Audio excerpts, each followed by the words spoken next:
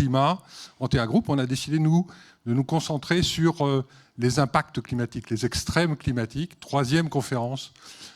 On a eu la chance, cette fois-ci, de pouvoir se retrouver à Lyon. Les 2 premières conférences étaient à Paris. On commence notre itinérance, déplacement à Lyon, dans ce très bel auditorium du Musée des Confluences, bien nommé, Musée des Fleuves. Ça s'impose ce soir pour la thématique qui est la nôtre. On a grand plaisir à être avec vous ce soir à Lyon. Vous êtes ici nombreux. C'est un moment que nous avons plaisir à partager ensemble. On a commencé à travailler sur ces sujets d'extrême climatique. Les 2 premières conférences, c'était Jean Jouzel et Laurent Bopp. Et au moment où on a commencé à travailler sur ces sujets, il y a maintenant un peu plus d'1 an, nous étions tous persuadés que ces sujets d'impact climatique allaient arriver, que ça allait prendre une dimension importante au niveau de notre pays, au niveau de notre continent. Mais en même temps, nous avions, en tout cas pour la partie Antea, peut-être un petit peu moins pour les scientifiques, mais du côté Antea, nous pouvions avoir le sentiment qu'il y avait une certaine distance encore par rapport à ces événements. Une distance, d'abord, une distance kilométrique, parce que les événements climatiques auxquels nous assistions, eh bien, c'est des événements qui avaient lieu loin de nous. On peut penser aux méga-feux en Australie, en Californie, on peut penser aux inondations, récemment au Pakistan, et puis il y a des événements un petit peu plus proches. On va penser aux inondations de la Meuse, par exemple, à l'été 2021, ou à la vallée de la Roya, bien sûr, qui était un événement dramatique et intense. Mais à chaque fois, cet impact, il était sur notre territoire assez limité, assez circonscrit, violent, fort, mais sans doute avec le sentiment que les choses allaient évoluer graduellement. Et puis, il y a eu l'été 2022. Et cet été 2022, il a été vraisemblablement un moment de prise de conscience pour l'ensemble du pays, prise de conscience qu'il se passait quelque chose et que vraisemblablement, notre futur n'aurait plus rien à voir avec ce que nous avions vécu jusqu'à présent. Sur l'été 2022, on a vécu 3 épisodes de canicule, 33 jours de canicule, avec l'été le plus chaud que l'Europe ait jamais enregistré. Une situation inédite. Nous avons vécu dans les Landes des incendies comme jamais il n'en avait été vécu sur place. Là aussi, une situation inédite. Nous étions habitués, sur les années précédentes, à voir ce type de feu en Espagne et au Portugal. Et tout d'un coup, il était à nos portes, à côté de Bordeaux. Nous avons eu cette sécheresse qui a touché l'ensemble du pays. Et tout ça a fait que nous avons commencé à toucher du doigt ces impacts climatiques, ces extrêmes climatiques qui font désormais partie de notre quotidien, auquel nous devons nous préparer. L'objet de ces conférences, de ce cycle de conférences, c'est justement d'avoir une meilleure compréhension de ce qui est en train de se produire, que nous partagions ce capital de connaissances et puis que nous commencions à nous préparer à ces situations-là. Nous avons ce soir le plaisir d'accueillir Florence Abetz, à laquelle je vais demander de me rejoindre sur scène. Florence Abetz est directrice de recherche au CNRS. Vous êtes hydroclimatologue. Vous êtes également professeur associé à l'École normale supérieure sur le département des géosciences. Et vous êtes responsable du master des géosciences à l'ENS. Florence Abetz va avoir ce soir la difficile et délicate mission de nous expliquer comment des épisodes comme ceux des inondations 2021 sur la Meuse, et puis ce que nous avons connu à l'été 2022 avec cet épisode de sécheresse, comment tout cela fait partie d'un même phénomène, le phénomène de changement climatique, et comment ça impacte nos quotidiens.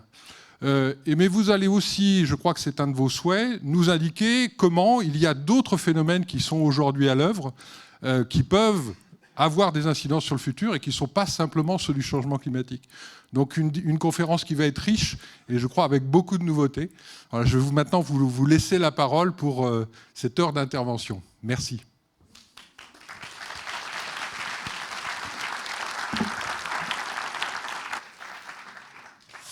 Merci beaucoup, merci pour cette invitation et merci à tous de prendre du temps donc, pour venir à cette conférence. Donc effectivement, aujourd'hui, je vais vous parler des impacts du changement climatique vraiment sur la ressource en eau, avec donc un petit focus plutôt sur nos régions européennes et françaises. Déjà, en introduction, je voulais vous dire que voilà, les systèmes climatiques, c'est quand même un système complexe qui intègre de nombreuses rétroactions. Et donc, voilà, quand on parle de projection climatique, on parle bien de futur possible et non pas de prévision. C'est pas de futur certain. Donc voilà, le pire n'est pas certain. Donc tant mieux pour nous. Mais voilà, il reste quand même possible. Donc en tout cas, faites attention. Les projections ne sont pas des prévisions. Et pour mieux en fait appréhender le changement, je pense que je trouve toujours que c'est important un petit peu de comprendre les processus en cause. Donc je vais commencer par vous parler un petit peu des processus. Donc pour ne pas se retrouver comme ce Shadok qui ne sait plus comment faire couler son eau. Alors, donc évidemment, vous le savez, tout le monde le sait, hein, le changement climatique, c'est d'abord des concentrations de gaz à effet de serre qui augmentent du fait des émissions et du coup, une atmosphère qui se réchauffe. Et ce réchauffement, ça implique trois raisons. Enfin, ça a trois causes pour lesquelles ça affecte la ressource en eau, et donc je vais les aborder tout de suite. Donc le premier, il est tout bête, comme vous le savez, l'air chaud monte. Donc si on regarde ce que ça peut avoir comme impact ici, c'est que quand l'air est froid, voilà, on a un air chaud. Enfin, quand la température est moyenne, l'air chaud, il s'élève et puis finalement il se finit par se refroidir et il redescend. Et ça se fait dans une cellule qui est pas très grande. Par contre, quand l'air est plus chaud, il monte plus haut et puis il descend plus loin. En gros, on va dire ça simplement. Et du coup, ça, qu'est-ce que ça fait ? À l'échelle de la planète, ça existe aussi. Ça s'appelle des cellules de circulation. Donc, la plus célèbre, c'est la cellule de Hadley au niveau de l'équateur. Et donc, on a ce phénomène avec de l'air chaud qui s'élève là où on reçoit le plus d'énergie, donc au niveau de l'équateur. Et ce faisant, il emmène avec lui toute l'humidité. Ça finit par se refroidir, du coup, générer des nuages qui finalement précipitent, et on va avoir beaucoup de précipitations sur l'équateur. Et ensuite, on a un air qui s'est refroidi, qui s'est asséché et qui va redescendre par ici. Et finalement, vers les 30 degrés de latitude, on va avoir des zones qui sont plutôt plus sèches. Donc finalement, à l'échelle globale, on a quelque chose comme une bande équatoriale humide et des bandes sèches où il y a des déserts au niveau des 30 degrés de latitude. Avec le réchauffement climatique, comme tout cela, ça va se réchauffer. En gros, on peut considérer que ces cellules elles vont être plus hautes, plus larges. Donc on a un déplacement de ces masses d'air. On a complètement un changement de la circulation atmosphérique, donc avec des modifications de la distribution spatiale. Et en particulier, on a un déplacement des zones sèches vers les plus hautes latitudes. Donc ça, c'est un processus qui est connu depuis longtemps, qui n'est pas forcément celui pour lequel les climatologues ont le plus de confiance, mais qui explique quand même assez bien les processus qu'on voit à l'œuvre, qui est quand même un déplacement des bandes de précipitation à l'échelle globale. Donc ce que ça donne, ça c'est une figure qui date du 4e rapport du GIEC, je crois, mais que je trouve très, très claire. Donc en fait, on voit ici donc, la modification des précipitations à l'échelle de la planète, un petit peu schématisée. Donc on retrouve une humidification sur l'équateur et puis des zones plus sèches au niveau des 30-40 degrés de latitude, et puis une zone encore au nord plus humide. Et ce qu'on voit apparaître ici, c'est deux zones qui sont particulièrement sèches, qui se retrouvent sur des climats de type méditerranéen, donc au niveau de la Méditerranée et du golfe du Mexique et de la Californie, et qui sont ce qu'on appelle des hotspots secs. Donc un assèchement particulièrement sévère. Et vous avez sans doute vu dans l'actualité que la Californie revient régulièrement pour ses incendies et pour ses sécheresses longue durée, avec des barrages énormes qui sont à moitié vides. Voilà. Un petit peu ce qu'on peut s'attendre malgré tout dans nos régions si on continue encore à émettre à ce point des gaz à effet de serre. Donc ça, c'est le premier processus, c'est que le réchauffement climatique implique une modification de la circulation générale et du coup de la distribution spatiale des pluies. Le deuxième processus, en fait, il est lié au fait qu'un air plus chaud peut contenir plus de vapeur d'eau. Donc ça, vous avez sans doute une idée avec... donc ici, je mets un petit flacon là, avec plein d'eau, ou plus peu d'eau peu d'eau ici et plein d'eau ici.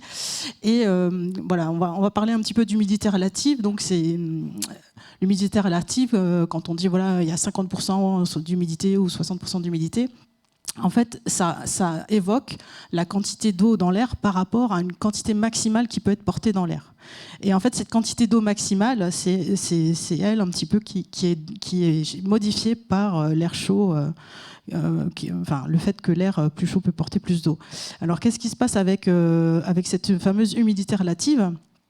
Eh bien, en fait, quand l'humidité relative atteint 100%, eh bien là, ce qui se passe, eh bien, c'est que vous êtes dans un brouillard, dans la nuage, toute la vapeur d'eau se condense, et voilà, vous êtes dans un brouillard. Par contre, si l'humidité relative elle est inférieure à 100%, bah là, donc, il y a potentiellement de l'évapotranspiration, enfin de l'évaporation, et donc vraiment le seuil, la distance où on est à une humidité de l'air à 100%, va finalement piloter le seuil d'évaporation, en tout cas la demande évaporative. Or, ce qui se passe, en fait, c'est que cette quantité maximale que peut porter de vapeur d'eau que peut porter l'air, en fait, elle n'est pas du tout constante dans le temps, elle augmente avec la température. Et je pense que Laurent Bab vous en avez déjà parlé. La théorie, c'est que ça peut porter 7% d'humidité en plus par degré. Donc c'est quand même beaucoup, 7% d'eau en plus par degré. Ça veut dire qu'évidemment, si on a assez d'apport de vapeur d'eau vers les continents, ça veut dire essentiellement que si les océans ils sont capables d'apporter assez d'eau vers les continents, et ben dans ces conditions, on va avoir beaucoup plus d'eau dans l'atmosphère. Ça veut dire que potentiellement, quand il va pleuvoir, eh ben, il y a beaucoup plus d'eau qui s'est présente, et donc on pourra avoir des pluies plus intenses avec les températures plus chaudes. Donc ça, c'est un premier phénomène. Donc ça, c'est quand l'air chaud, il peut vraiment contenir plus d'eau.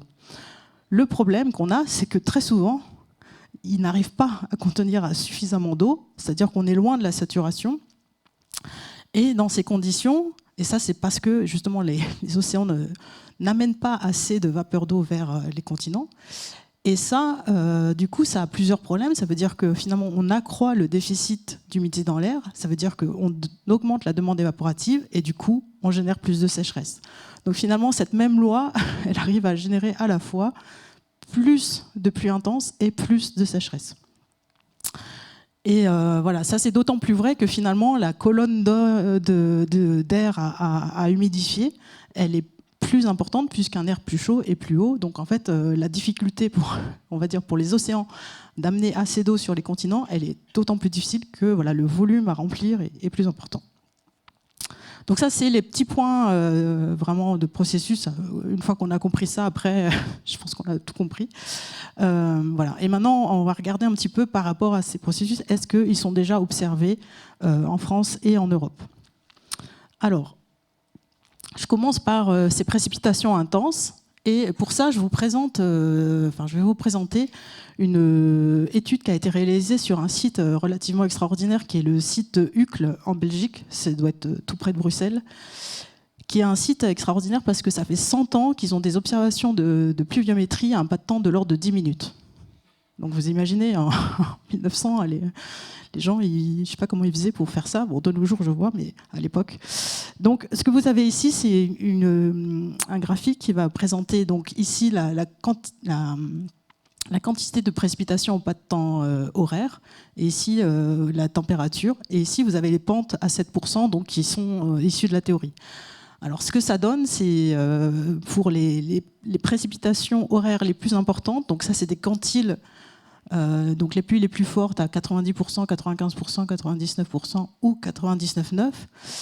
Et donc pour chaque quantile de pluie, donc les pluies les plus intenses, ils regardent quelles sont les précipitations par rapport à la température de l'air. Et ce qu'on voit, c'est qu'effectivement, ça suit bien la pente théorique à 7% pour ces pluies les plus intenses, mais ça le suit plutôt pour des températures relativement basses. Et ce qu'on voit, c'est que pour les températures les plus hautes, on change de pente. Et là, on attend plutôt des pentes de l'ordre de 14%. Donc ça veut dire que, voilà, à Uccle, où on a des données très anciennes, on voit que pour les températures les plus fortes et pour les précipitations les plus fortes, eh bien, on a une pente qui est d'augmentation des pluies intenses, qui est presque 2 fois la théorie. Et ça s'explique en fait par le fait qu'il n'y a pas que la température qui joue, il y a aussi l'advection d'air. Et à partir du moment où on se retrouve avec beaucoup d'air qui arrive justement des océans, ce qui se passe par exemple dans les Cévennes, hein, avec les épisodes Cévenol, qui est de l'air qui est advecté de la Méditerranée puis qui se trouve bloqué, eh ben on peut avoir des augmentations de précipitations intenses qui est encore au-dessus de ce qu'on pourrait s'attendre, je dirais, d'un point de vue purement théorique. Donc en tout cas, l'augmentation des précipitations intenses, elle est observée partout. Je pense que Laurent, vous avez peut-être montré des figures à l'échelle du globe. Elle est notamment observée en France, donc dans les Cévennes, on le voit très bien. Là, moi je trouve ça encore plus marquant parce que c'est pas une région où on s'attend à avoir beaucoup de pluies intenses, c'est la Belgique, et pourtant on l'observe aussi. Alors, maintenant, si on regarde pour le deuxième aspect sur cette humidité, donc le côté plutôt...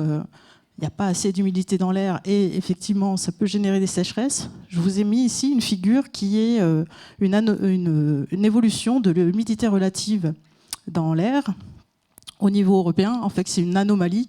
Hein, donc les climatologues aiment bien parler d'anomalie. Hein, c'est simplement une différence par rapport à la moyenne.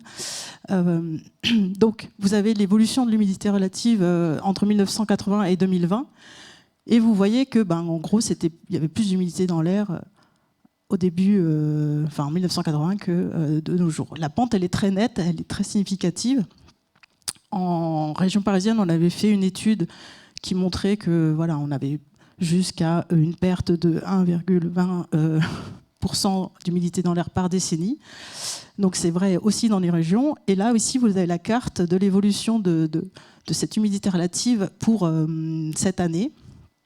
Et vous voyez que c'est partout rouge, ça veut dire que partout il y a eu moins d'humidité sur toute l'Europe et même sur le sud de la Méditerranée cet été. Voilà, c'est vraiment une tendance très nette dans nos régions d'avoir une humidité de l'air qui diminue. Et donc, par rapport à ce que je vous ai dit, normalement, on devrait s'attendre à avoir plus d'évaporation. Et c'est quelque chose qu'on observe également. Alors, on n'a pas beaucoup d'observations longue durée de l'évaporation. Je ne sais pas si vous avez fait des mesures vous-même de l'évaporation, mais c'est assez compliqué. On a une trentaine d'années de données. Mais il y a des sites pour lesquels on peut avoir une observation indirecte. C'est des observations lysimétriques, je ne sais pas si vous connaissez. C'est des colonnes de sol qui sont isolées du reste et pour lesquelles on mesure les flux à la base. Donc quand on sait ce qui pleut et quand on sait ce qui s'écoule, finalement le bilan d'eau il est simple, c'est-à-dire la différence c'est l'évaporation. Donc sur ce site-là, c'est un site qui avait été instrumenté par l'INRA, Agro-Impact de Laon, et donc c'est des sites sur Châlons en Champagne. C'est des observations qui ont commencé en 1972, et je vous ai mis ici d'abord les précipitations annuelles. Donc je pense qu'on voit assez bien quand même. Donc ça varie, vous savez, hein, vous êtes beaucoup dans le milieu, donc les précipitations varient et en fait sur 60 ans on ne voit pas tellement de tendance sur les précipitations. Par contre sur les écoulements, là par contre on a une tendance très nette. Donc en bleu vous avez les écoulements annuels et puis en noir vous avez le rapport, la part des écoulements, la part des précipitations qui partent en écoulement. Donc vous voyez qu'il y a une diminution également très nette de cette partie-là. Et donc ça veut bien dire que finalement tout le reste s'évapore et donc on a bien une augmentation de l'évaporation sur ce site de Châlons en Champagne. Encore une fois, ce n'est pas forcément un site très au sud de la France et pourtant on le voit déjà. Alors pour continuer, donc, on l'observe aussi, on peut observer aussi des tendances sur les débits observés. Donc ici c'est une figure issue d'un article qui ont étudié les tendances de 1961 à 2012. Alors la figure, je suis désolée, elle n'est pas terrible, elle est très claire et puis voilà. Il y a quelques points bleus ici qui correspondent à une augmentation des débits et puis il y a beaucoup de points rouges ici qui correspondent à une très forte diminution des débits. Et finalement, le sud de la France a plutôt des points jaunes-rouges, donc c'est plutôt des diminutions de débit, et assez peu de points bleus, mais quelques-uns, et puis quelques points verts où il n'y a pas trop de diminution dans le nord de la France. Donc cette étude, elle a permis, elle montre effectivement que dans les OPS, en reconstituant les lacunes d'observation, on peut observer ces tendances à la diminution dans tout le sud de la France et toute l'Espagne. Mais évidemment, ici, il s'agit d'observation, donc ça veut dire qu'il n'y a pas que les phénomènes naturels qui sont observés, il y a aussi les prélèvements. Et cette étude, elle a aussi montré que dans le sud de la France et l'Espagne, les amplitudes de diminution de débit ne sont pas uniquement liées aux phénomènes climatiques, et ils sont également liés à des phénomènes de prélèvement donc, dans les rivières, donc, qui ont contribué à diminuer les débits. Alors, cependant, il faut quand même faire attention quand on regarde les observations, parce que là, je vous ai montré des chroniques sur une soixantaine d'années, et en fait, sur une soixantaine d'années, si on regarde les débits en France, sur les 4 grands bassins français, eh bien, on a des fluctuations, mais en plus de ces fluctuations, clairement, on a une tendance à la baisse des débits. Donc ici, c'est des débits qui sont moyennés sur plusieurs années, mais c'est vraiment les débits observés. Donc vous avez ici une variation de débit par rapport à la moyenne. Donc 0, c'est la moyenne du débit de chaque fleuve. Et ici, c'est entre 60 et 2000. Donc effectivement, on peut avoir l'impression qu'on a une tendance comme ça à la baisse des débits observés.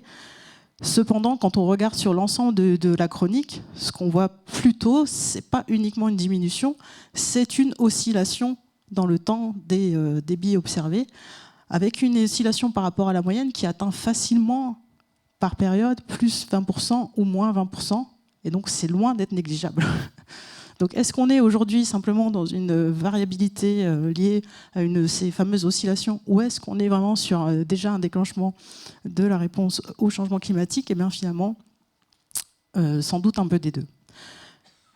Donc ces fortes variabilités multidécennales de débit sur la France, donc on les avait, nous, identifiées il y a déjà quelques années avec Julien Bouet, mais elles avaient déjà été observées depuis longtemps, et en particulier sur ce fameux site belge de Uccle, ils avaient déjà pu observer que même sur les précipitations intenses, on pouvait voir des variations d'intensité des pluies intenses, avec des périodes où il y a clairement une plus forte intensité des pluies, les plus fortes, et d'autres où c'est plutôt plus faible.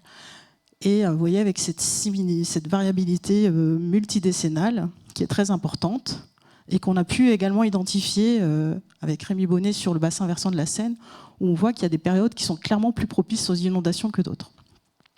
Et ces fortes variabilités multidécennales de la ressource en eau en Europe, en fait, elle est associée à des variations de température de l'océan Atlantique et à des processus de téléconnexion qui, du coup, font varier la trajectoire des fronts pluvieux, donc toute la circulation atmosphérique en Europe.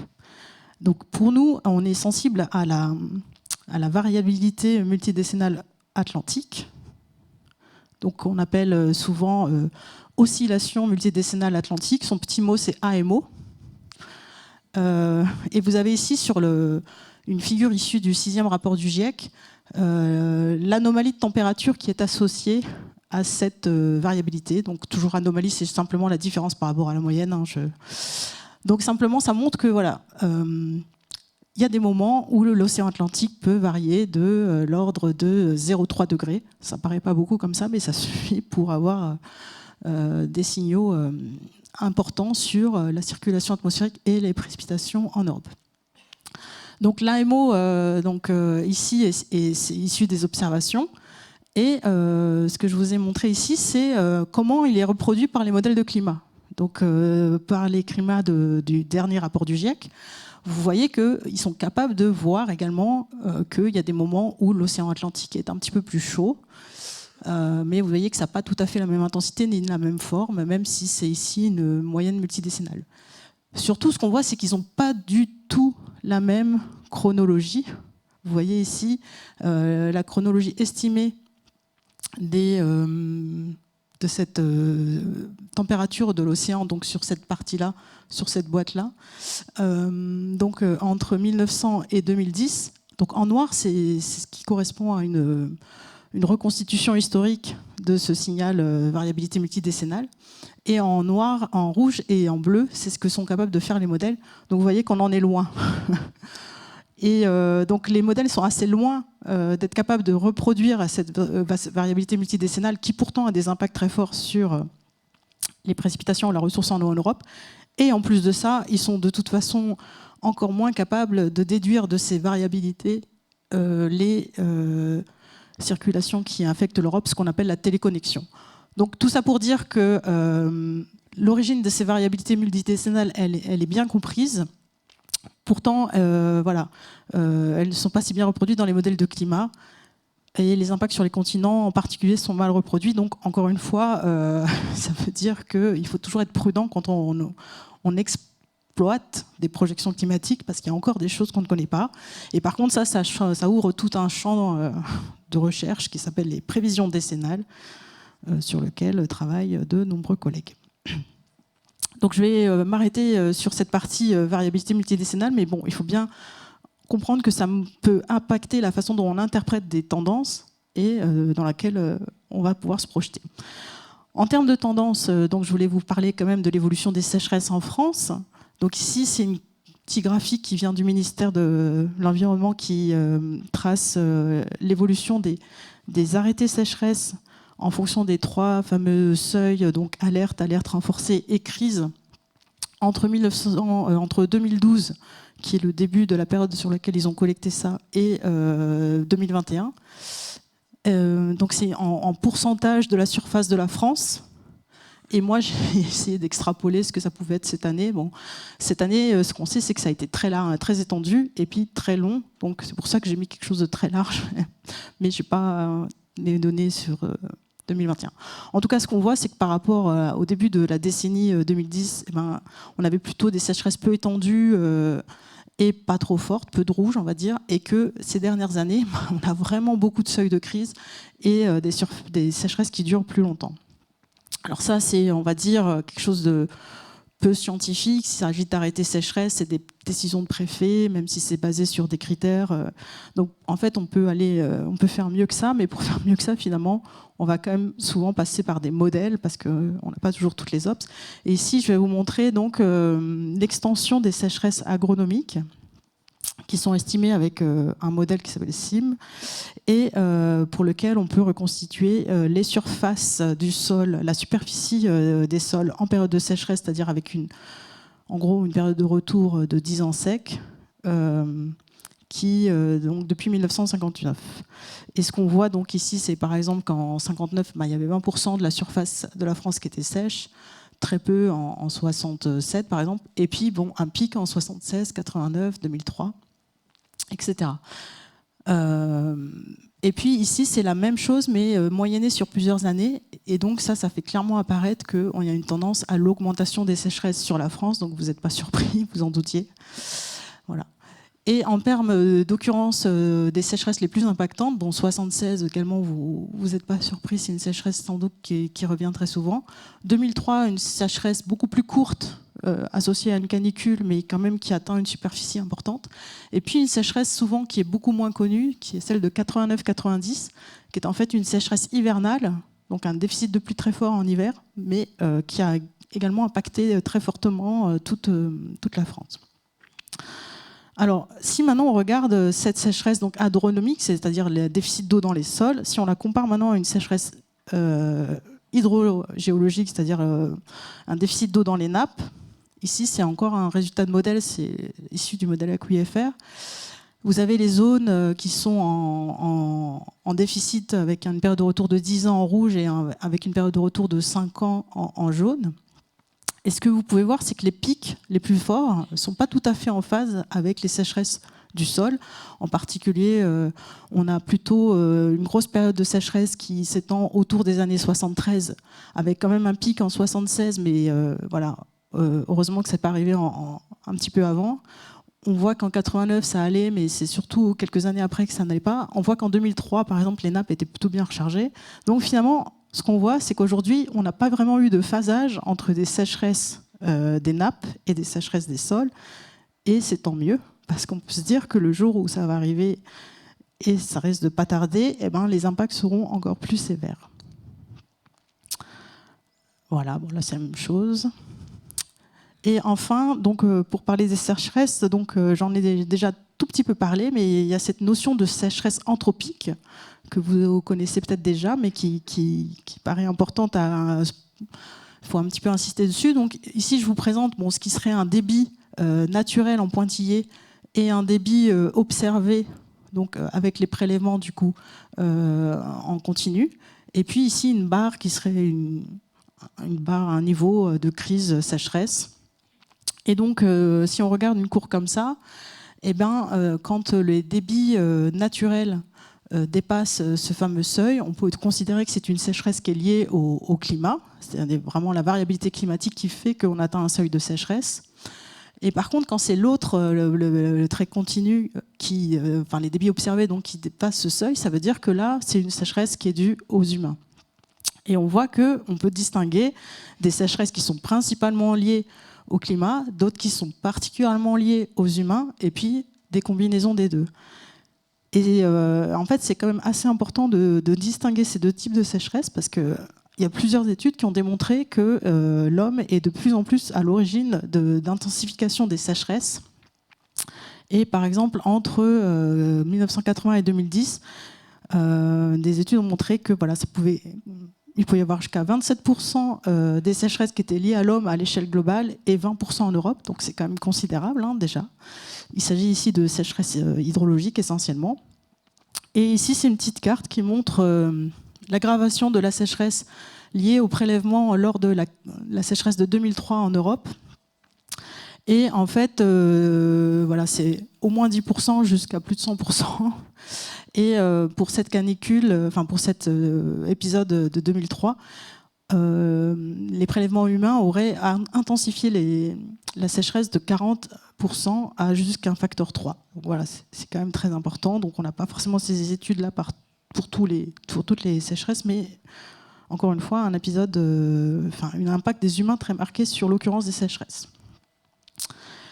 Voilà, alors maintenant qu'on a vu un petit peu à la fois les processus à l'œuvre et puis quelques tendances, on va regarder un petit peu la ressource en eau en France. Donc, ça ne va pas être très très long. Je vous présente ici une carte qu'on n'a pas trop l'habitude de voir, qui est une carte des écoulements. La ressource en eau actuellement en France, donc c'est finalement la partie des pluies qui ne s'évapore pas. Hein. Donc c'est pas forcément en cartographie comme ça, c'est pas forcément observé, vous en doutez, c'est issu d'un modèle, donc effectivement ça peut être faux, hein. Mais avec ce modèle on arrive à restituer des débits toujours. Ici c'est une moyenne entre 1958 et 2018 et à l'échelle de la France on aurait 390 mm d'eau par mètre carré par an, donc ça parle ou ça parle pas, mais en tout cas ce chiffre-là, ce qu'on voit c'est qu'il est très variable, évidemment en fonction de là où on se situe en France. Sans surprise, les écoulements sont plus forts dans les zones de montagne, donc là c'est pas un scoop. Et par contre, il y a des endroits où il peut être assez faible, donc en Méditerranée, mais aussi dans le nord de la France. Et si on regarde un petit peu les valeurs qu'on peut obtenir, on a des valeurs qui peuvent être en fait très faibles en rouge ici dans le nord de la France comme ici dans les Bouches-du-Rhône.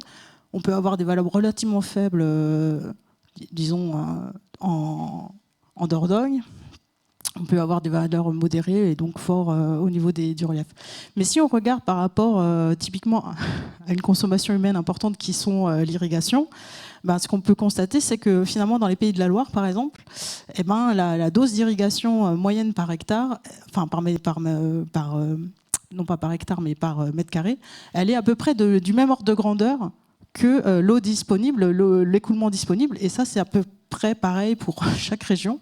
Donc ça veut dire que finalement, dans les zones irriguées, on peut considérer en gros que 100% de la ressource en eau est utilisée pour l'usage d'irrigation, ce qui implique que tous les autres usages, ils font appel à une solidarité amont-aval. Donc tous les autres usages, c'est-à-dire l'eau pour le milieu aquatique, l'eau potable, l'énergie, le transport. Donc tout ça, ça veut dire qu'on est déjà en fait dans une situation où on est obligé de faire appel à la solidarité pour agir pour l'ensemble de nos activités. Et ça, on est déjà donc dans le temps présent, donc on peut imaginer que ce genre de tension pourrait augmenter. Et maintenant, si on regarde donc, toujours avec ce modèle les tendances qu'on peut avoir, donc ici, il s'agit de tendances entre 2018 et 1958. Ce qu'on a, c'est des tendances qui sont essentiellement non significatives, qui sont en rouge, des tendances à l'augmentation en fait, des écoulements. mais non significatives. En vert, plutôt à la baisse. Oui, les couleurs sont nulles, je suis désolée. Et ici, en bleu, des tendances significatives à la diminution des écoulements. Donc, finalement, ce qui peut paraître assez étonnant, c'est que pour ceux qui connaissent les bassins versants, on a l'impression ici de voir dessiner le bassin Adour-Garonne, qui est significativement à la baisse dans les estimations des modèles. Et par contre, ailleurs, des changements qui sont peu significatifs. Et on retrouve finalement quand même ici un peu le même signal qu'on a pu voir sur la carte des débits tout à l'heure. Donc voilà, on a quand même déjà des tendances marquées, peu significatives, mais quand même apparentes. Donc maintenant, on va passer aux projections climatiques. Donc on va se projeter dans le futur. Donc vous savez, hein, les projections, elles se basent forcément sur des scénarios. Donc on est en pleine COP27. Hein, donc là, en ce moment, on discute de la façon dont on va pouvoir réduire les émissions de gaz à effet de serre. Donc le scénario 1.5, le scénario 2 degrés. Vous voyez ce que ça fait comme diminution des émissions de gaz à effet de serre. C'est pour ça que maintenant on aime bien parler de rupture, hein, et non pas de transition, c'est carrément une rupture. Et donc voilà, le chemin qu'on suit actuellement. Et bon, j'ai mis cette petite image que je trouve un peu cynique, mais assez finalement, voilà, un papa qui dit à sa fille, je t'aime, mais je préfère les énergies fossiles. Voilà. Bon. Alors, maintenant, les projections climatiques, une fois qu'on a ces scénarios, on utilise des modèles, encore une fois, des modèles de climat. Et là, je voulais faire un petit zoom sur le fait qu'en fait, il y a plusieurs types de modèles. Et en particulier, on a des modèles de climat globaux et puis des modèles de climat régionaux qui sont souvent plus précis, une résolution spatiale plus fine, essentiellement une résolution en fait, spatiale plus fine. Ils n'ont pas forcément une meilleure physique, mais certains ont une bien meilleure physique. Par exemple, le modèle de prévision AROME, qui est utilisé tous les jours pour la prévision météo, il a une résolution de l'ordre de 1,2 km qui lui permet d'avoir une physique complètement différente d'un autre modèle. Donc c'est un modèle de climat régional, on va dire, un modèle de prévision régionale. En gros, un modèle de climat régional, pour tourner, a besoin d'avoir les conditions aux limites d'un modèle de climat global. Et voilà, parfois, ça peut générer quelques problèmes. Et donc, je voulais donc vous parler des projections climatiques en faisant un petit peu le point sur ces deux types de modèles. Et tout d'abord, donc, ce qu'on peut avoir, il me semblait que c'était avant, donc je vérifie que je n'ai pas zappé une diapo, non, excusez-moi. Donc, d'abord, avec les modèles de climat globaux, donc l'évolution des précipitations moyennes qu'on peut avoir, une fois que ces climats, c'est vraiment étonnant, j'étais persuadée que je passe un peu. Voilà, bon, excusez-moi, on va commencer par celle-là, ce sera mieux. Alors, voilà, donc les modèles de climat globaux donc, donnent des modifications des précipitations à l'échelle globale. Donc, par exemple, ici pour l'Europe, à les périodes estivales. Et les modèles de climat régionaux donc, font la même chose à l'échelle régionale, donc avec en général une résolution plus fine. On n'a pas l'impression qu'il y ait de fortes différences, mais quand on fait la différence entre les modèles de climat régionaux et les modèles de climat globaux, eh bien, on a cette courbe qui est relativement verte qui indique qu'en fait, les modèles de climat régionaux ont tendance à estimer plus de précipitations que les modèles de climat globaux. Or, en fait, il n'y a pas vraiment de raison physique pour ça. En tout cas ici en période estivale. Hein. Il n'y a pas forcément de raison physique pour ça. En fait, les études ont montré que voilà, il y avait des biais actuellement dans les modèles de climat régionaux disponibles, qui sont des biais en particulier liés à la physique. Et donc un point de vigilance, parce que ces modèles de climat régionaux sont disponibles dans DRIAS. Et je pense que certains d'entre vous utilisent DRIAS. Donc, il faut bien faire attention de voir la cohérence des projections que vous utilisez dans DRIAS par rapport aux modèles de climat globaux. Je pense que maintenant, Météo France met de plus en plus d'avis là-dessus. Et donc, dans cette présentation, je vais surtout vous parler de modèles de climat, de résultats qui ont été obtenus avec des modèles de climat régionaux. D'accord. Non pas régionaux, excuse-moi, globaux. Mais comme tous les modèles de climat, les précipitations et toutes les variables ont besoin d'être régionalisées. Donc ici, c'est une régionalisation qui a été faite sur la dernière génération de modèles de climat, donc ceux du 5e rapport du GIEC. Et donc, en termes de précipitations, donc les projections montrent une diminution des pluies dans le sud de la France, et puis au nord, plutôt stable ou plus pluvieux. Mais ce qu'il faut voir, c'est qu'il y a donc beaucoup d'incertitudes, en particulier sur la localisation nord-sud de cette limite qui peut varier fortement d'un modèle à un autre. Donc je passe là. Donc je présente effectivement les projections régionalisées et obtenues avec ce modèle-là. Et ici, c'est les évolutions des débits à l'horizon 2000, à la fin du siècle, de ce siècle, 2070-2100. C'est des évolutions donc, de débit par rapport à l'actuel. Et donc quand c'est en rouge, on a moins de débit. Quand c'est en bleu, il y en a un petit peu plus. Vous avez ici l'évolution des débits annuels. Donc vous voyez qu'en annuel, il y a une diminution marquée à peu près sur toute la France. Il y a quelques petites régions qui restent un peu stables et des débits qui sont fortement prévus à la baisse, projetés à la baisse, excusez-moi, en Adour-Garonne. L'été, on a des baisses partout qui sont très importantes, plus de 30% partout. Et en hiver, alors il y a quand même des endroits où les débits augmentent, mais c'est essentiellement dans les zones de montagne où en fait, on a une disparition du manteau neigeux qui fait que les précipitations ne sont plus stockées en surface et du coup s'écoulent. Il y a quand même des petites régions ici où on a une augmentation des débits dans ces projections, donc qui sont les projections issues du scénario le plus défavorable, le scénario tendanciel. Voilà. Donc on a des diminutions de débit à peu près partout quand même en annuel dans ces projections qui datent donc du précédent rapport du GIEC. En termes d'évolution des sécheresses, donc je vous montre ici deux courbes qui sont des évolutions de la durée des sécheresses en rivière et de la durée des sécheresses en nappe. Donc en gros, on est toujours autour de 20-30%. Dans tout ce qui est jaune, c'est à peu près 20-30%. Donc là, ça ne couvre pas toute la France, c'est issu du projet aquifère, ça couvre en gros la moitié de la France. Ce que je voulais vous montrer, c'est ici sur les rivières, on voit qu'il y a des petits points rouges. En fait, ça correspond à des têtes de bassin qui sont complètement asséchées. Donc quand c'est rouge, ça veut dire que c'est 100% sec, 100% du temps sec. Et ça veut dire effectivement que ces zones, ces rivières-là, ces têtes de bassin, ça sèche complètement. Et c'est en partie lié au fait qu'elles ne sont plus du tout soutenues par les nappes qui ont baissé. Et pour les nappes, il y a aussi des zones où en fait, la durée des sécheresses est beaucoup plus longue.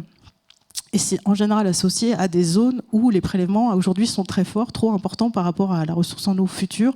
Et donc on est constamment en sécheresse dans ces bassins. Donc finalement, ce qu'on voit, c'est qu'il y a une forte augmentation de la durée des sécheresses, que ce soit en nappe et en rivière, un impact visible des zones à fort prélèvement et un assèchement plus marqué sur les têtes de bassin.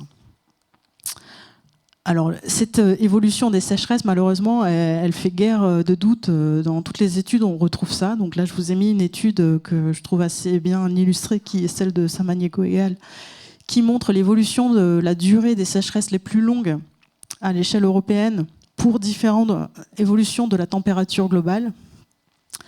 Et ce que vous voyez, c'est que déjà à partir de 1,5 degré, on a une évolution quand même assez importante de la durée des sécheresses qui s'aggrave complètement.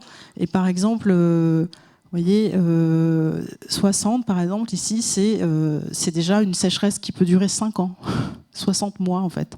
Donc les sécheresses les plus longues en moyenne sur les projections climatiques, elles atteignent vraiment des durées qu'on n'a pas du tout l'habitude de connaître. Donc ça peut atteindre 9 ans dans ces derniers scénarios, les scénarios les pires. Voilà, donc là c'est clair, toutes les études s'accordent sur une augmentation des sécheresses en Europe et chaque demi-degré compte. Donc là vous avez sans doute entendu parler que le 1,5 degré, en gros, on va l'atteindre dans les 2 ans, dans les 20 ans, excusez-moi. Mais pour autant, ça ne veut pas dire qu'il faut laisser aller et continuer parce qu'effectivement, ça va poser problème. Alors, adaptation, donc oui, il est peut-être temps de faire quelque chose. Donc, qu'est-ce qu'on peut faire? Alors, bon, je vais commencer par une adaptation qui ne paraît pas du tout une adaptation, et vous avez raison. Il s'agit de prévision saisonnière, c'est-à-dire déjà tenter d'éviter les crises en peut-être gérant nos consommations lors de crises. Alors ici, c'est des prévisions à 6 mois, donc en fait pas tout à fait 6 mois, mais ici pour décembre 2022 et pour mars 2023, de l'état des nappes en France, donc toujours avec ce fameux projet AQFR, qui est un projet collaboratif avec donc tout plein de collègues, BRGM, Mines ParisTech, le CNRS, l'ENS, Météo France. Ce qu'on voit ici, c'est que les zones en rouge et en orange sont les zones où les niveaux des nappes est bas, avec une période de retour de l'ordre de 5 ans sec ou 10 ans sec. Et vous voyez que pour décembre de cette année, on atteindrait quand même on conserverait une sécheresse très importante sur tout le Poitou-Charentes, une partie du bassin de la Seine et le nord et l'est. Et même pour mars 2023, on aurait encore une poursuite de cet état de sécheresse. Alors, d'habitude, moi, je ne montre pas les prévisions en cette saison-là parce qu'en fait, on a très peu de prévisibilité d'habitude en période hivernale. Mais il se trouve que cette année, on a un très fort signal. Et donc, c'est un petit peu... on se demande donc effectivement si cette année, ces prévisions seront réalistes, vu que d'habitude, elles ne le sont pas trop. Alors, pourquoi je vous parle de ça comme adaptation? C'est parce que finalement, quand on parle des gens de ce qui va se passer les 6 mois prochains, eh ben, je trouve qu'ils sont beaucoup plus enclins à s'envisager comment ils vont s'adapter dans le futur. Et en fait, c'est vraiment une espèce de premier pas, quoi. Moi, j'ai remarqué que depuis qu'on fait des prévisions saisonnières, les gens sont beaucoup plus sensibles à ce qu'on leur parle en termes d'adaptation, d'économie ou de choses comme ça. Donc c'est à la fois peut-être pour réduire l'impact de la crise, mais aussi pour se projeter dans un futur, voilà, qu'on anticipe peut-être plus sec. Après, évidemment, ça ne va pas suffire, hein, tant qu'en adaptation, évidemment, il faut reconquérir une bonne circulation de l'eau. Et donc, évidemment, pour ça, il faut travailler un peu sur les sols. Hein. Donc, ça veut dire réduire l'artificialisation, l'imperméabilisation, ça, vous le savez bien. Aussi, les sols qui sont abîmés, non fonctionnels. Donc, comme ici, vous voyez ce tracteur qui est complètement embourbé. Voilà, ça, c'est des sols qui n'ont plus de portance parce qu'ils ont une structure qui ont été... abîmé, parce que c'est très humide aussi. Donc il y a un travail très fort sur les sols à mener.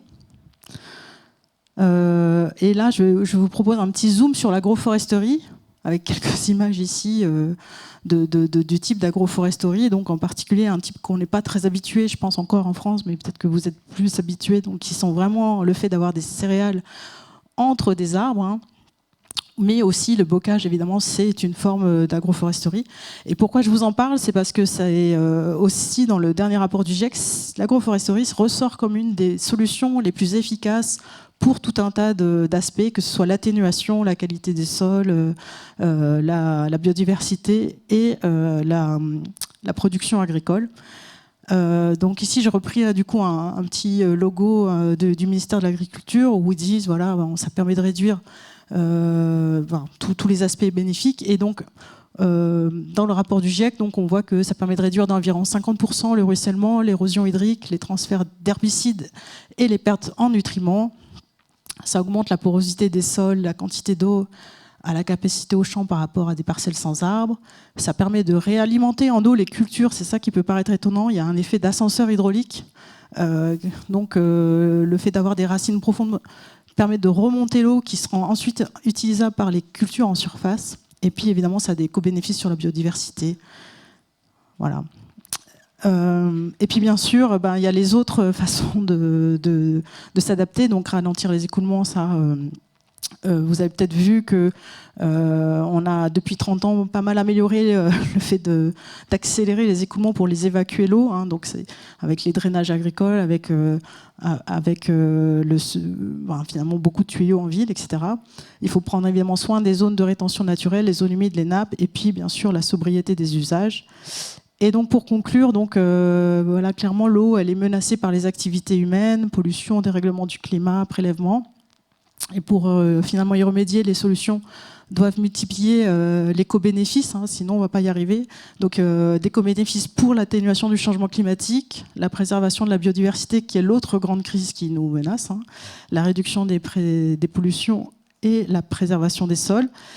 Et finalement, ce qui semble important, c'est que chaque investissement doit nous rapprocher d'un point d'équilibre et non d'un point de bascule, hein, parce que vous avez sans doute entendu donc tous ces éléments sur les points de bascule, les tipping points. Une fois qu'on a dépassé certains points de bascule, on passe vers un nouveau point d'équilibre qui ne nous permettra pas de revenir en arrière. Et donc, voilà, ça, c'est très important. Voilà, je vous remercie.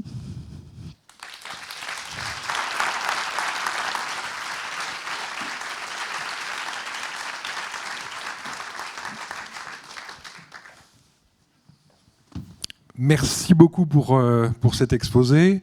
On va passer maintenant sur un temps de questions. Avant d'aborder ce temps-là, je vous demande de garder en mémoire ce qu'il y avait sur la première slide, c'est-à-dire le pire n'est pas certain. On va effectivement rentrer un petit peu dans le vif du sujet, aller creuser sur des choses que vous avez évoquées, et les constats sont peut-être pas tous évidents.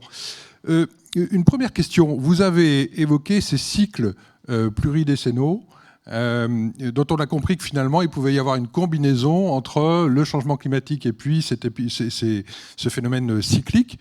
Aujourd'hui, on en est où sur ce cycle? On est sur un point haut, un point bas, et à quoi peut-on s'attendre pour les années à venir? Alors justement, aujourd'hui, on est plutôt sur une période chaude et sèche, donc voilà, ce qui impliquerait que les prochaines années pourraient être plus humides, donc bonne nouvelle.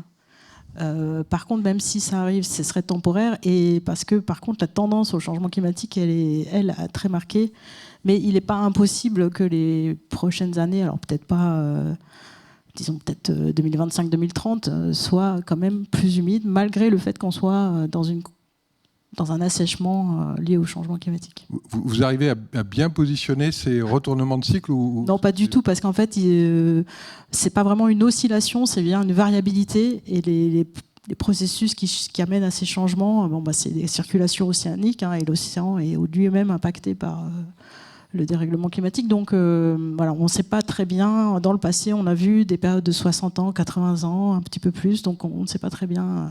On ne peut pas simplement projeter comme ça. C'est pas si évident. Une autre question, il y avait un graphe très parlant là, en toute fin de présentation où on avait le lien qui a été fait entre les périodes de sécheresse auxquelles on pouvait s'attendre et le réchauffement climatique.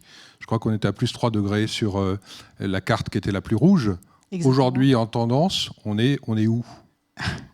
Alors, je crois qu'atteindre les 2 degrés, ça fait partie des discussions du rapport du GIEC, enfin de la COP27, là, mais effectivement, je crois que les accords qui ont été pris jusqu'à présent nous amènent plutôt vers du 2,5 ou 3.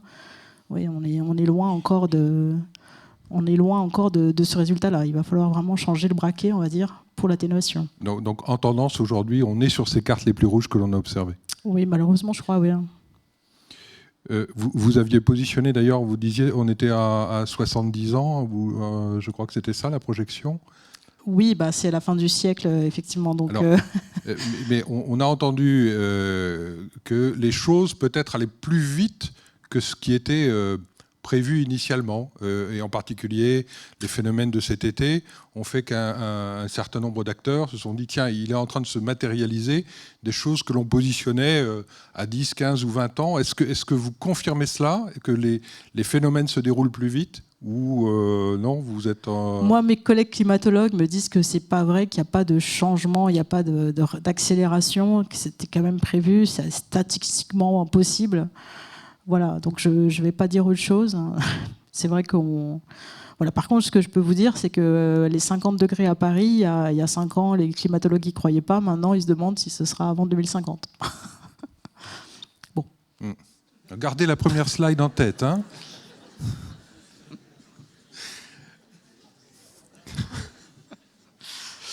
Alors, on va voir s'il y a des questions dans la salle sur ces sujets. On vous voit pas du tout, hein, donc on va laisser la salle agir. On a enfin, j'ai le spot en plein nez et je vois pas grand-chose. Je sais pas s'il y a des questions directement. J'en profite, je continue peut-être sur ces sujets. Vous avez récemment répondu à une interview du Monde dans laquelle vous disiez la situation qui serait vraiment problématique, c'est 3 à 4 années consécutives de sécheresse. Oui, c'est ça. Enfin, clairement, les années les plus problématiques, enfin les sécheresses les plus problématiques seront les sécheresses longues, parce que les réservoirs seront vides, parce que les nappes seront basses, et voilà, on n'aura pas d'autre endroit où aller chercher de l'eau. Pour l'instant, c'est un petit peu ça qu'on a fait. On a vidé les réservoirs. Donc la situation la pire, c'est bien les sécheresses longues, parce que là, tous les stocks sont vides. Et là, on est où là, par rapport à cette situation? Vous décrivez 3 à 4 ans, ce serait vraiment problématique. Aujourd'hui, on est sur combien de mois de sécheresse. Les prévisionnels que vous nous montriez, ils disent quoi? En France, on est plutôt habitué à des sécheresses de moins de 6 mois, enfin voilà, de l'ordre de 6 mois. Ouais. Donc 3-4 ans, ce serait déjà beaucoup. Là, cette année, c'est une sécheresse déjà longue, puisqu'elle a commencé dès la fin de l'automne. Ouais. En fait, hein, on parle beaucoup de l'été, mais en fait, la sécheresse, elle s'est déclenchée bien avant.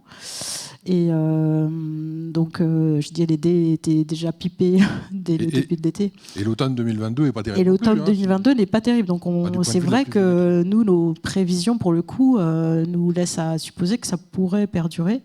Mais voilà, comme je dis, les prévisions hivernales ne sont pas très fiables. Donc, on a espoir qu'on se trompe. Hein. Mais voilà, effectivement, on pourrait connaître notre première sécheresse vraiment longue en 2023. Est-ce qu'on travaille sur ces questions en imaginant comment répondre à cette situation-là? On a eu le sentiment, et c'est ce que vous évoquiez tout à l'heure avant notre conférence, on a eu le sentiment qu'en 2022 déjà, on a été confronté à une situation qui était un peu limite. Oui. On était au bord de la rupture. On a ici un certain nombre de collègues qui ont été au contact de clients pour lesquels il y avait des situations véritablement problématiques. On a évoqué ensemble des situations dans lesquelles des municipalités, encore aujourd'hui, sont desservies en eau potable par des citernes. À quoi doit-on s'attendre? Est-ce qu'il y a aujourd'hui des gens qui travaillent sur ces sujets, sur ces situations potentiellement de crise? C'est tout l'enjeu finalement. Comment on passe une situation de crise? La meilleure façon de passer la situation de crise, c'est de l'éviter. Hein, donc c'est pour ça qu'on veut anticiper. Bon, maintenant, on ne peut plus trop anticiper. La situation est là. Comment on va pouvoir gérer? Là, je pense que, en fait, on ne sait pas bien gérer ce genre de situation. Donc, à part économiser et ensuite préserver, hein, moi je dis préserver dans le sens quantitatif comme qualitatif, hein, parce que la qualité de l'eau est un facteur aggravant de la pénurie. Hein. Donc, si on ne fait pas cette préservation en quantité et en qualité, c'est vrai que la situation de crise, elle va perdurer. Donc, est-ce que des gens travaillent dessus? Oui, j'imagine beaucoup de gens, mais est-ce qu'il y a des solutions efficaces en période de crise? Je pense que c'est réduit quand même. Alors, j'ai quelques questions qui m'arrivent sur la petite tablette. Une question, l'intelligence artificielle peut-elle contribuer à mieux prédire l'évolution de l'état de nos ressources? Sans doute un peu, enfin sans doute que ça peut y jouer. Alors du coup, ça me permet de rebondir sur une chose, c'est que l'intelligence artificielle, elle a besoin d'un apprentissage, elle a besoin de se baser sur des observations, et que malgré cette situation problématique de la ressource en eau, on est toujours sur une tendance à avoir des réseaux d'observation qui diminuent, hein, donc c'est pas hyper favorable. Et donc ça, moi, je suis toujours surprise, mais même en piézométrie, on est tout le temps en train de dire on va rationaliser le réseau, etc., etc. Bon, c'est pas compatible avec le fait de mieux comprendre pour mieux anticiper. Donc, intelligence artificielle, oui, mais avec des observations, s'il vous plaît. Et puis, on a aussi un phénomène qui se pose, c'est-à-dire que là, on doit prévoir des changements qui sont relativement brutaux, et que les données historiques que l'on a, elles retracent l'histoire, justement. Et donc, c'est particulièrement complexe, peut-être, d'arriver à modéliser ces évolutions-là. C'est ça, voilà. Effectivement, on a quelques données historiques qui peuvent nous permettre de rejouer, de comprendre ce qui s'est passé dans des situations passées. Mais pour le coup, les prélèvements étaient tellement différents, voilà, qu'il faut être capable. Mais même la connaissance précise des prélèvements, elle n'est pas non plus là. Donc, c'est peut-être aussi sur ces enjeux-là que pourrait nous aider l'intelligence artificielle, peut-être en interprétant certaines variations, je ne sais pas. Je ne suis pas une spécialiste, je pense que ça s'entend à mes réponses.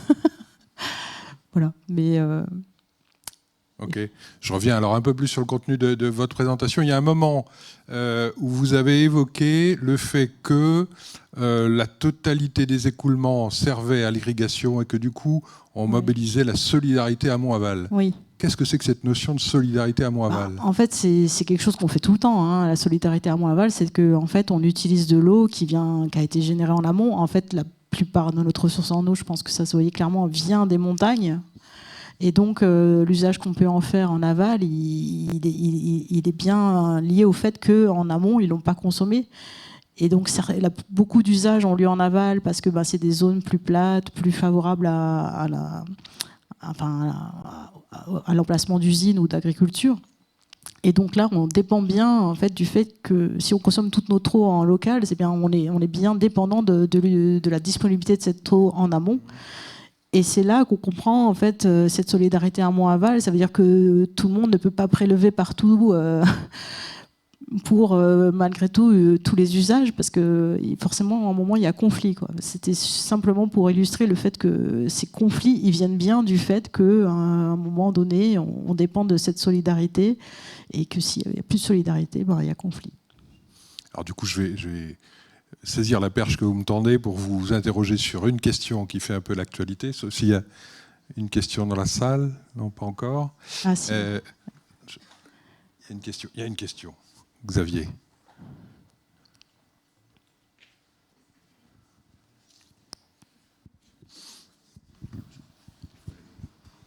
Vous m'entendez? Ouais, c'est bon. Oui. Oui, j'avais une question par rapport aux limites. Vous avez évoqué tout à l'heure les limites des projections DRIAS et la nécessité de retourner finalement vers le modèle global. Est-ce que vous pouvez nous en dire un petit peu plus? Et puis du coup, pourquoi on ferait plus confiance au modèle global qu'au modèle régional? Alors, en fait, moi, je vous appelle juste à la prudence par rapport à ce qui est disponible sur DRIAS, mais je vous appelle surtout à discuter avec les fournisseurs de ces données DRIAS pour savoir à quel niveau de confiance vous pouvez être. Parce qu'effectivement, le choix qui a été fait, c'était de se baser sur ces modèles de climat régionaux qui étaient plus récents, plus modernes, meilleure résolution, etc. Mais depuis qu'ils ont été estimés, etc., on a compris l'origine de certains des biais qui sont liés à ces fameux couplages avec des modèles de climat globaux qui n'ont pas la même physique, qui n'ont pas tout à fait les mêmes... donc il y a une espèce d'incompatibilité, je dirais, aux limites. Par exemple, un modèle qui voudrait assécher, mais pour lequel on advecte beaucoup d'eau, vous voyez, va forcément transférer cette eau. Enfin, voilà. Et puis, il y a d'autres problèmes beaucoup plus physiques, je dirais, de base. C'est-à-dire que souvent, les modèles de climat régionaux ne montaient pas aussi haut en altitude que les modèles de climat globaux. Ils n'avaient pas forcément... la même physique, la même chimie, excusez-moi, la même chimie atmosphérique. Certains n'avaient même pas les aérosols, enfin, ou en tout cas les gaz à effet de serre. Donc en fait, tout ça, ça fait qu'à la fin, il y a des biais assez sévères qui affectent la régionalisation. Et ce, même une fois qu'on essaye de corriger ces modèles, comme je disais, on n'utilise pas directement les modèles de climat, on passe toujours par une phase de correction. Mais aujourd'hui, c'est un petit peu difficile d'avoir une correction qui soit très efficace. Donc voilà, je ne dirais pas qu'aucun, bien sûr, on peut en utiliser, mais bon, moi, je n'ai pas en tête exactement, je dirais, les pires, mais voilà, il faut avoir une bonne sélection des scénarios qui sont disponibles sur DRIAS que vous pouvez utiliser. Et voilà, selon la région que vous voulez étudier, c'est plus ou moins important. Merci. Je pense que ça va se clarifier là, dans les mois à venir. Pour l'instant, c'est, je pense, assez problématique. Pour tout ce qui est études d'impact et d'adaptation, je pense que... Oui. Est-ce qu'il y a d'autres questions dans la salle, ici? Tout en bas. Madame? Je ne sais pas qui a le micro. Il y en a ici. Moi, j'avais le micro. Pardon, je profite d'avoir le micro pour poser ma question. Effectivement, ça rejoint aussi peut-être un peu l'actualité. Il y a des projets de bassines ou des projets de stockage d'eau en surface, justement pour essayer de donner une alternative aux usages et aux prélèvements en nappe. Est-ce que vous pouvez nous transmettre votre réaction sur la question? Est-ce que ça apporte une vraie solution, un amortisseur à l'usage de l'eau ou pas du tout? Alors c'était effectivement la question que je voulais vous poser. J'aurais une suggestion là-dessus, parce que je pense que ça intéresse effectivement tout le monde ici présent. On a des spécialistes d'hydrogéologie qui sont présents, mais pas que. Et donc, je pense qu'il est intéressant pour tout le monde, parce que je sais que vous avez un avis très clair sur le sujet, il est sans doute important que vous expliquiez pourquoi, aujourd'hui, vous émettez cet avis, qu'est-ce qui se passe sur les nappes, pourquoi est-ce que créer ces bassines est problématique éventuellement. Oui, alors, on me fait souvent dire que je suis contre ces bassines. Alors, c'est plus réservé que ça, en fait. Moi, je dis souvent... une bassine, c'est pas un problème, mais trop de bassines, c'est pas une solution. C'est plutôt ça. En fait, on est vraiment sur une généralisation d'une solution qui consiste à... En fait, le principe de ces bassines, c'est de dire plutôt que de prélever dans la nappe en été quand il n'y a pas beaucoup d'eau, je vais prélever en hiver, je stocke cette eau et je la réutilise. Du coup, finalement, je peux prélever plus d'eau avec moins d'impact sur l'environnement. Donc, sur le principe, ça peut paraître une bonne idée. Le problème qu'on a avec ça, c'est que on part sur des hypothèses. Déjà, la première hypothèse, c'est qu'on sait comment ça va se remplir dans l'hiver. Or, c'est ce que je viens de vous expliquer, finalement, on a très peu de visibilité sur la recharge hivernale. Donc cette année, je vous ai montré les cartes parce qu'on croit que peut-être cette année, c'est prévisible. On ne sait pas, on verra bien. Mais d'habitude, zéro prévisibilité sur la recharge des nappes en hiver. Donc ça veut dire qu'on fait un pari, en fait. Et quand on fait un pari comme ça, bon, normalement, on devrait se donner un seuil de sécurité assez important, c'est-à-dire qu'on devrait au moins dire je ne prélève pas si la nappe elle est descendue un peu basse. Or là, aujourd'hui, les choix qui ont été faits pour ces fameuses bassines, c'est qu'ils ont pris le niveau minimum observé pour le niveau de la nappe en hiver pour autoriser les prélèvements. Donc là, on se dit, c'est quand même super risqué ce que vous faites. Vous voyez, donc c'est plutôt cette somme de pratiques qui nous fait penser que c'est peut-être pas très, disons, le plus en sécurité pour la ressource en eau. Et après, l'autre problème qu'on peut avoir avec ces fameuses bassines, c'est que c'est finalement déjà une correction d'un problème du passé. Voilà, ce sont des choses qui sont censées gérer un problème quantitatif qu'on a eu dans les années 80, 90, 2000. Aujourd'hui, on est sur un autre futur où on aura encore moins de ressources en eau. Donc, est-ce qu'on doit utiliser les mêmes solutions pour finalement mobiliser beaucoup d'eau pour un certain usage qui n'est pas quand même extrêmement partagé même au sein des agriculteurs? Voilà, moi je me dirais que plus de partage, plus de cohésion sur l'usage de l'eau me semblerait importante. Voilà. Donc maintenant, vous avez pu voir que c'est assez brutal, il n'y a pas forcément un consensus complet, donc voilà, moi je pense que c'est quand même un gâchis d'en arriver là. Alors il y avait une autre question, il y en a d'autres.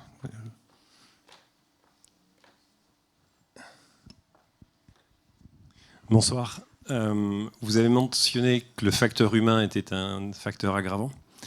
Et vous avez aussi parlé donc d'industrie, d'agriculture, peut-être aussi les usages domestiques. Si vous deviez un petit peu quantifier ce qu'il devrait être fait ou ce qu'on devrait tous faire un peu ou essayer d'encourager au niveau gouvernemental pour essayer de limiter le risque en termes d'eau sur les années qui viennent, qu'est-ce qu'il faudrait commencer par faire? Je ne suis pas spécialiste de l'eau, je m'intéresse juste à l'environnement. Moi, je pense que la première chose, c'est d'arrêter de polluer l'eau. C'est bête, hein, mais aujourd'hui, on a beaucoup de polluants dans l'eau, en particulier dans les nappes. Si vous voyez les concentrations de nitrates dans les nappes, pour ceux qui connaissent, ça ne fait que monter. Les pesticides, c'est pareil. Donc le problème, c'est que ces eaux, quand on les utilise ensuite, quand elles reviennent en surface, il y a tout un tas de blooms algaux qui se développent, des cyanobactéries, des choses comme ça, qui rendent l'eau impropre à la consommation animale et à la consommation humaine. Et donc, je dirais le premier enjeu, ce serait quand même ça. Le problème, c'est que ça fait des années qu'on le dit. Un peu comme le changement climatique, il faudrait réduire les apports de nutriments dans les eaux. Mais maintenant, ça devient sérieux parce que les problèmes, ils deviennent importants en fait. Donc voilà, je pense que c'est quand même la première chose à faire. Le problème, c'est que même si on le fait ça tout de suite maintenant, on sait bien qu'il y aura un temps de réponse assez long et qu'on va quand même devoir gérer ce problème-là. Donc après, c'est effectivement mieux économiser l'eau certainement, et puis ensuite regagner une qualité des sols, parce que finalement les sols, c'est cette éponge qui permet de stocker un petit peu tous les apports d'eau, y compris les précipitations, quand elles sont intenses, elles vont d'abord tomber sur un sol. Donc si le sol n'est pas capable de gérer cette quantité-là, si le sol il va même se dégrader parce qu'il reçoit trop de qualité, en fait on est deux fois perdant. Il faut absolument éviter l'érosion, regagner du sol. Et finalement, je dirais, le sol, c'est un peu le parent pauvre de l'adaptation. On fait beaucoup de travaux sur les rivières, des stocks, des choses comme ça. Et alors que finalement, le zéro artificialisation net, on en parle, mais on ne le fait pas. Et puis ensuite, reconquérir une bonne qualité des sols aussi dans les zones rurales, ben ça c'est important. Et les agriculteurs, ils n'ont pas d'avantage financier, enfin ils ne sont pas récompensés finalement pour ces actions qu'ils peuvent avoir sur l'eau, alors que peut-être finalement c'est quelque chose d'important.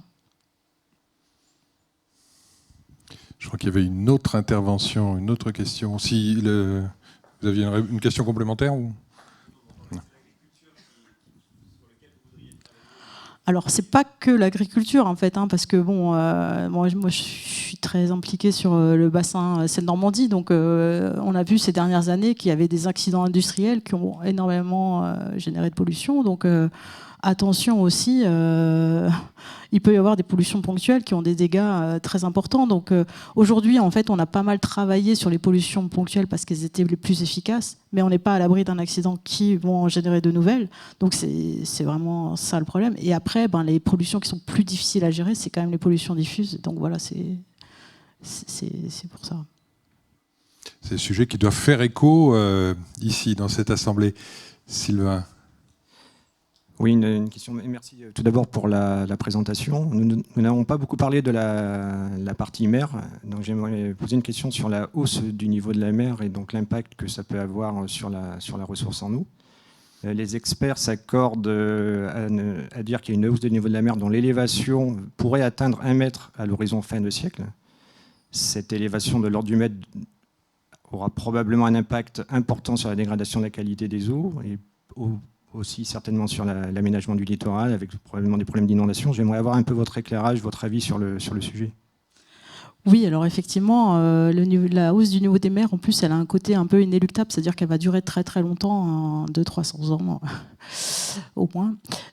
Donc effectivement, alors pour ce qui est, il y a plusieurs problèmes avec cette élévation. Donc déjà, ça va carrément noyer des territoires, donc ça c'est le premier impact. Ensuite, ça va finalement augmenter le risque de crue en amont, parce que l'écoulement des rivières, il va s'arrêter plus vite dans la mer. Donc si la mer est plus haute, voilà. Donc il y a des zones qui vont se retrouver plus facilement inondées en période de haute eau, simplement parce que l'exutoire est plus proche et plus haut.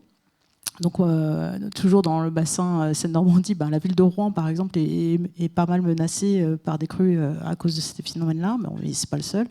Et puis après, en termes de qualité de l'eau, toutes les nappes qui sont côtières peuvent être impactées. Après, je pense que techniquement, on doit savoir gérer la limitation de la progression du biseau salé, mais c'est vrai qu'il y a des zones qui sont qui sont pas mal gérées, comme du côté de Bordeaux, la nappe d'Aquitaine, où il y a pas mal de prélèvements d'eau potable et qui font que le niveau baisse et donc est sensible à ce biseau salé. Donc là, effectivement, je pense qu'il va falloir pas mal de gestion adaptée. Est-ce que pour l'ensemble de nos auditeurs, en 2 petites secondes, vous pourriez nous expliquer ce qu'est le biseau salé ? Oui, alors le biseau salé, c'est que en fait, finalement, l'eau de la mer, elle pénètre dans les sols et rejoint la nappe. Et une fois que la nappe elle est salée, elle est plus du tout...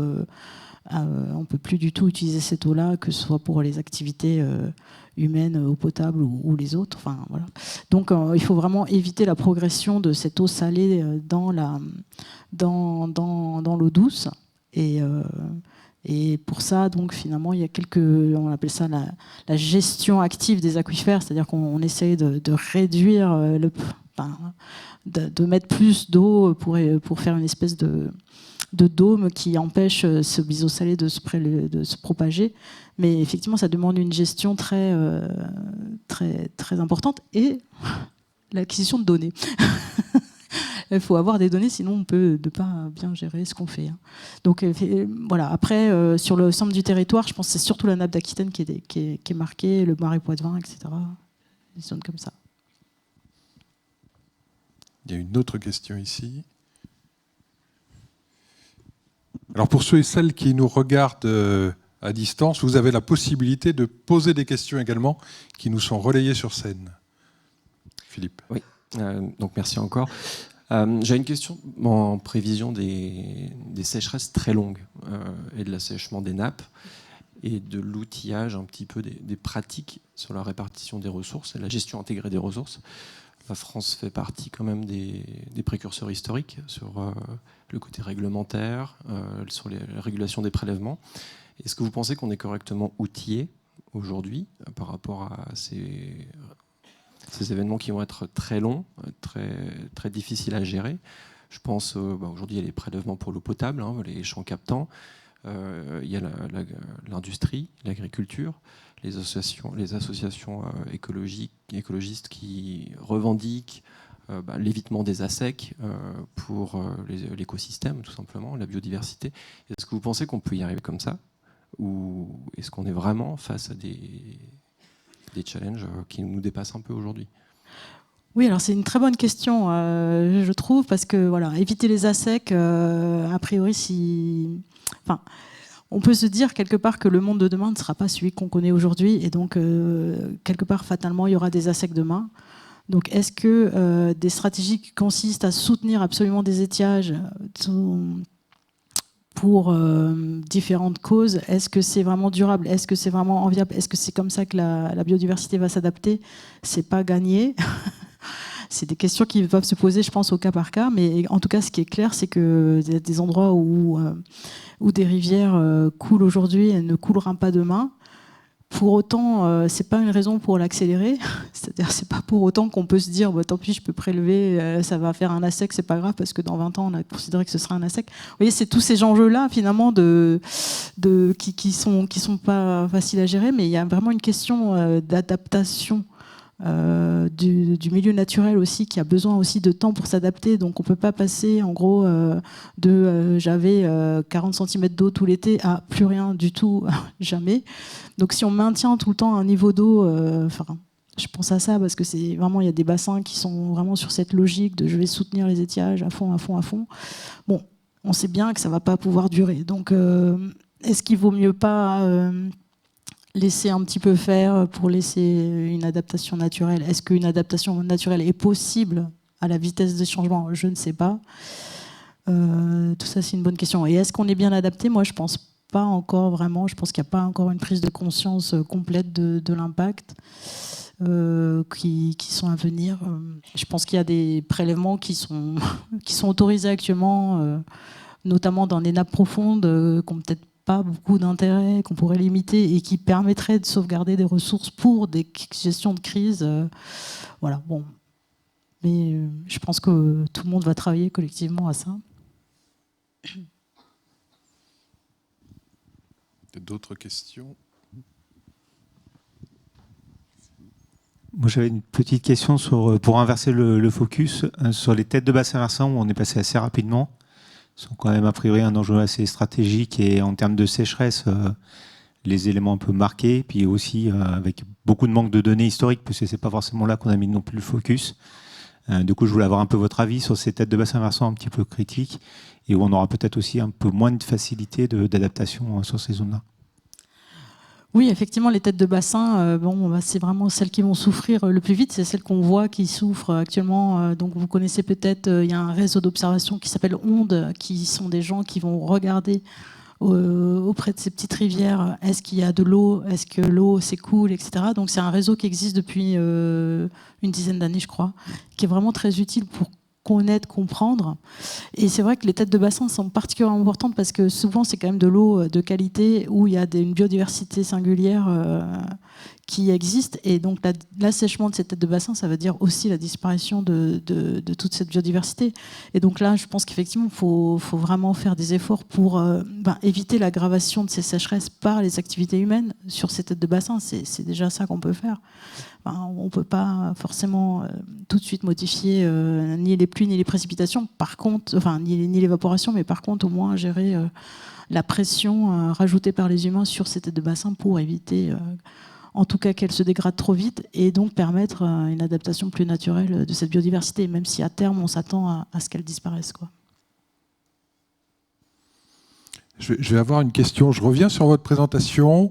Il y a deux éléments qui m'ont interpellé. Il y a un premier graphique où, de façon assez contre-intuitive, vous nous dites, ben voilà, il y a les sécheresses du sol et on les voit. On se rappelle 76, alors je ne sais plus ce qu'était 89 et 2003. 90, ouais. Et puis, vous avez en fait, après, présenté les sécheresses des nappes et en montrant qu'il n'y avait pas du tout de corrélation. De la même façon, vous nous expliquez tout à l'heure que prévisibilité sur les sécheresses des nappes, et notre capacité à les prévoir et à les modéliser est très faible. Elle est très faible comment l'hiver. est-ce qu'on explique ce décalage? Parce que pour Alors, nombre d'entre nous, quand il y a une sécheresse du sol, il n'y a plus d'eau dans les nappes, et à l'inverse, quand il pleut, il y a de l'eau dans les nappes. Mais... Ben oui, cette année, par exemple, au cœur du bassin de Paris, il y a encore des zones où ils sont très au-dessus de la normale en termes de nappes, mais parce que les nappes, elles ont une dynamique qui leur est propre, en particulier sur ces bassins comme le bassin aquitain, le bassin parisien, où ce sont vraiment des piles aquifères qui se superposaient avec des échanges entre les différentes nappes, les différentes couches. Et ben, on peut avoir vraiment une mémoire des années passées qui vont jouer sur un temps assez long. Et donc on peut très bien se retrouver en période de sécheresse en surface, avec pourtant des nappes rechargées, parce que leur dynamique n'est pas du tout la même. Et à l'inverse, donc avoir plutôt une sécheresse en nappe, même si on a quand même de l'eau en surface. Et donc ça, c'est chaque finalement zone aquifère a sa propre dynamique temporelle. Certaines réagissent très rapidement à l'année, et d'autres réagissent avec des temps assez longs. La nappe de Beauce a une dynamique très lente, par exemple, donc qui est plus favorable à la prévision, évidemment.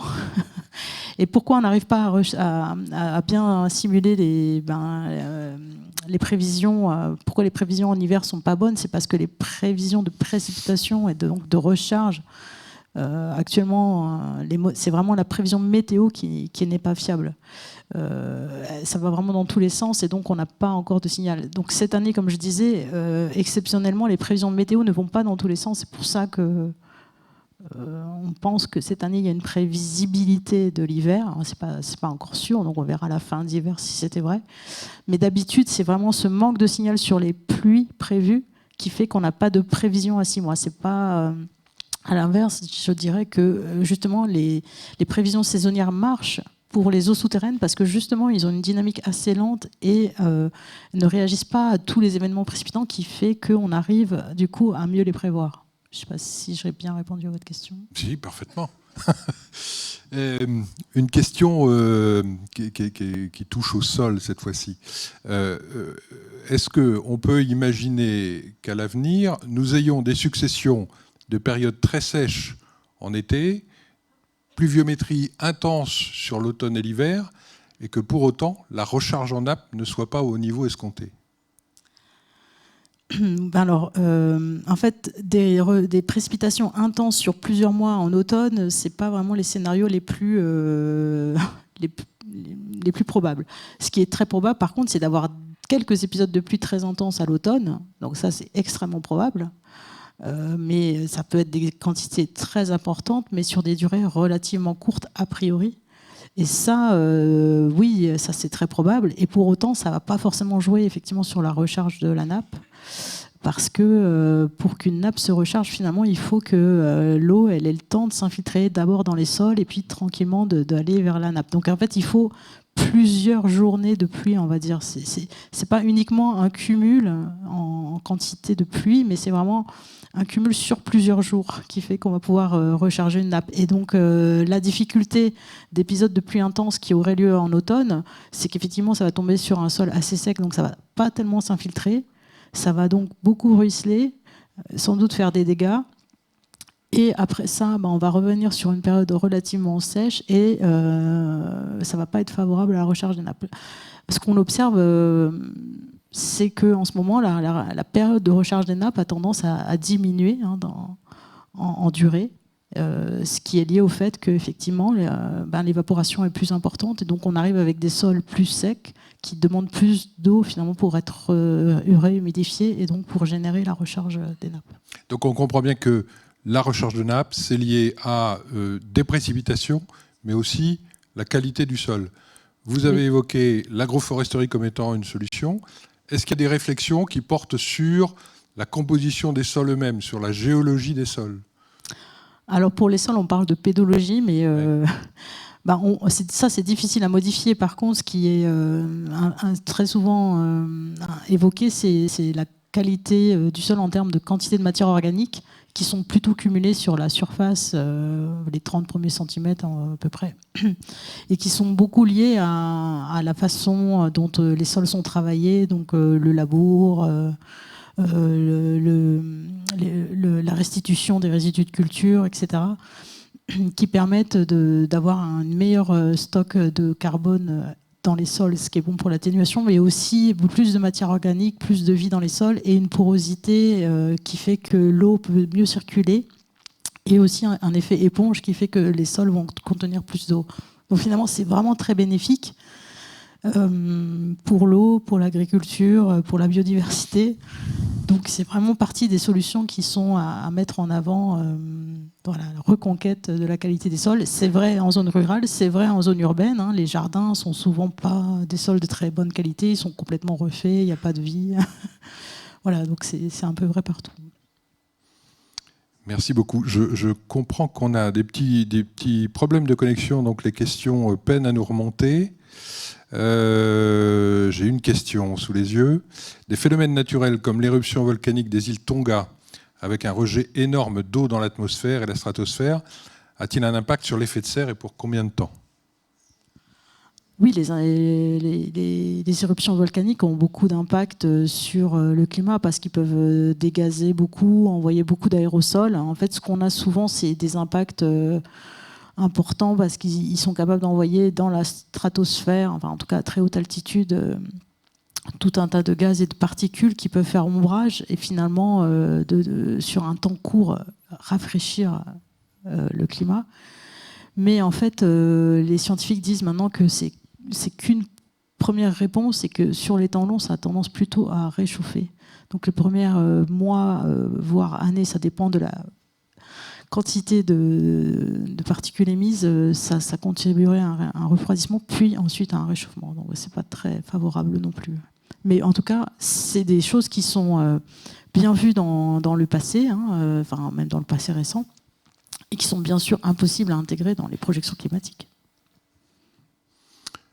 Merci beaucoup. Est-ce qu'on a une dernière question en salle pour clôturer notre échange? A priori, non. J'avais une dernière question, mais je vous la pose quand même. Elle me semble un petit peu loin de votre champ de compétences, mais vous allez peut-être être tout à fait en capacité de répondre. La question n'est pas tant scientifique qu'économique, notamment comment diminuer les exportations agricoles ou les productions agricoles pour l'élevage qui sont consommatrices en eau sans en importer plus. Oui, c'est une très bonne question, mais je pense que, enfin, moi en tant qu'enseignante, je vois que tous nos étudiants sont végétariens, véganes, machin. Parce que consommer moins de viande, c'est une réponse. Peut-être que nos jeunes ont ça. Je ne sais pas si ça répond vraiment à la question, mais c'était peut-être oui, ce qui était attendu en sous-jacent. Voilà, mais c'est sûr que notre alimentation joue sur les productions agricoles et la consommation de terre, la consommation de taux, la consommation d'énergie. Donc, oui.